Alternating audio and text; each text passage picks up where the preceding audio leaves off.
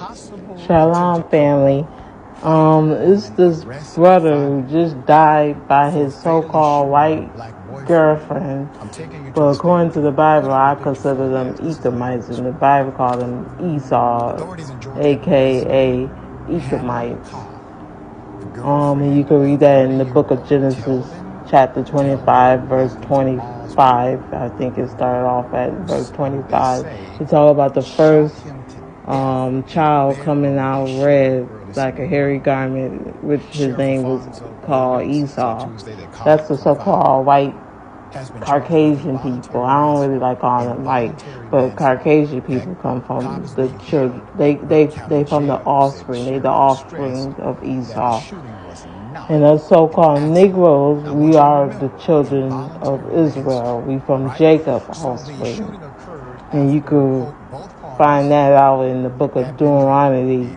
If you a so-called Negro, I encourage you to read the book of Deuteronomy, chapter 28. The whole chapter, to be honest, but verse 15 through 68, you talk about the curses that the Most High would put on his chosen people, which is Israel, the Israelites, if they disobey his commandments and break his covenant with them. And a lot of people chose to break the covenant with him, so we had to go through the curses. And a lot of people still under the curses. But the ones who are turning back to the Most High, he's going to bless their effort if they really doing what they should do for him. But I feel for this brother. I do. I feel bad that he had to lose his life, but it's kind of like he reaped what he sowed to me a little bit, because the way he used to talk down on his own nation of women. He used to say, I'd rather be with a dog than to be with a black woman, a so-called Negro woman. And that was not right. That was very totally out of line and disrespectful to his own nation of women. And that's a part of the curse in the book of Deuteronomy chapter 28. So I really recommend sisters, black so-called Negro women, we need to read that. And also men, if you listen, you could also, everybody should read it, to be honest. Let me say that. But I'm going to read another chapter in the book of Deuteronomy. Is Deuteronomy 7, verse 1. You could start at 1, but I'm not going to read 1. I'm going to read Deuteronomy 7, verse 3. It says, neither shall thou make marriages with them. And what that verse means is talking about the other nations. The Israelites, they were going to be among the other nations. So the Most High is telling the Israelites not to make marriages with the other nations. And let's see why. Deuteronomy 7, verse 3. Neither shalt thou make marriages with them. Thy daughters thou shalt not give unto his son, nor his daughter shalt thou take unto thy son, for they will turn away thy son from following me.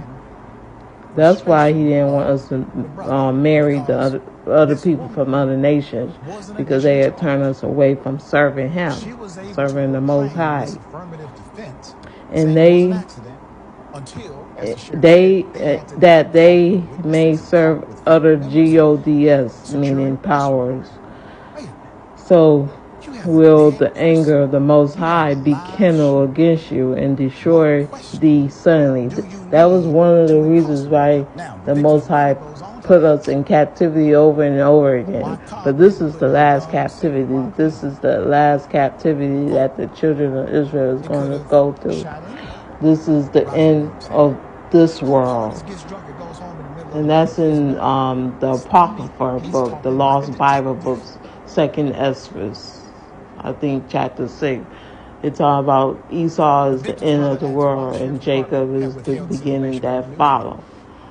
So, it's time for us so-called Negroes to really acknowledge who he is according to the Bible, read the Bible, realize who he is, gun. But it's not meant for everybody to wake up. I get that. But as many as possible could wake up, I pray they could wake up before it's too late. Yeah, so I just wanted to say the Most High is not with interracial marriages. He don't like interracial marriages at all. So I encourage my brothers and sisters, because even the so-called Negro women, I see a lot of them intermixing, like, or they into interracial marriage, and that's against the Most High. He never wanted us, the children of Israel, to marry people from the other nations.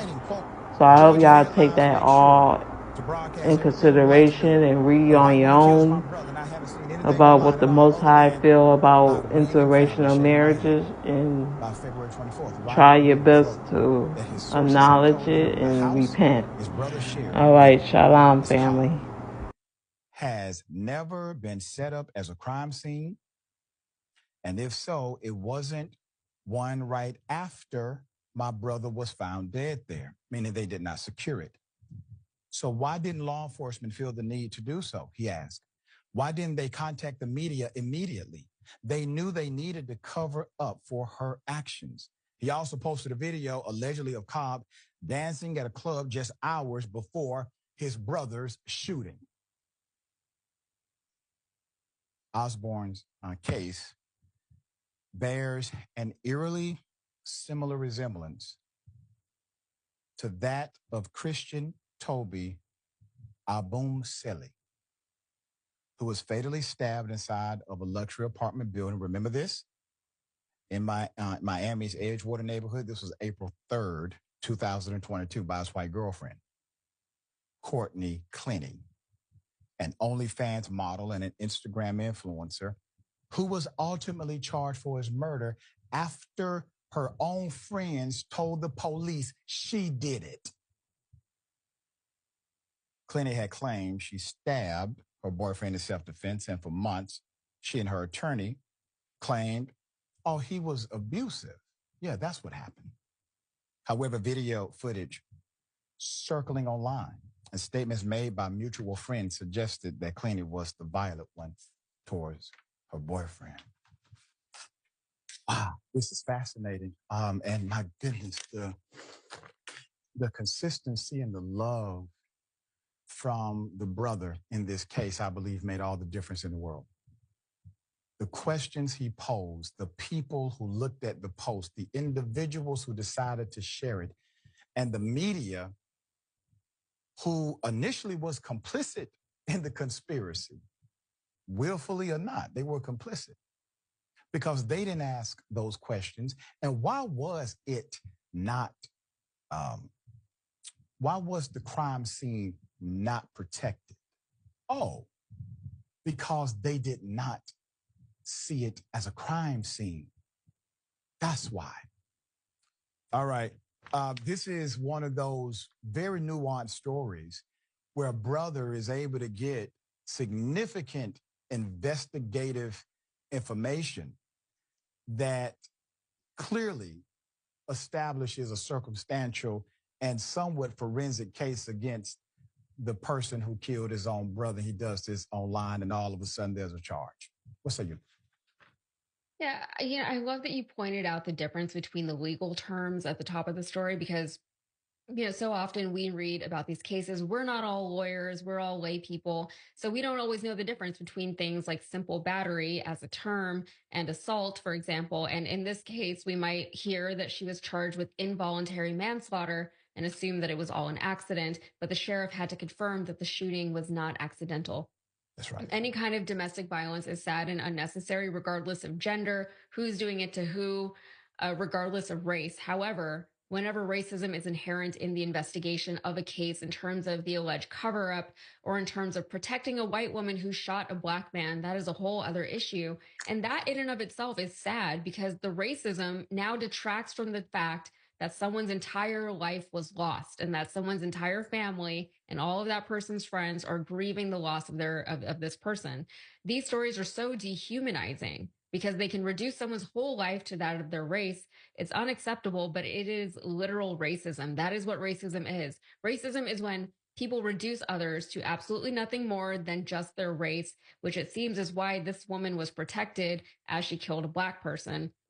That's what we saw from the investigators. That's what we saw from the media who initially reported the story. And I'm so glad that the brother was able to get answers and to get results from this investigation. But he really should not have had to work so hard. And hopefully now there can be some kind of closure with the family. Hopefully now they can actually grieve instead of having to be the detectives that the actual detectives should have been in the first place.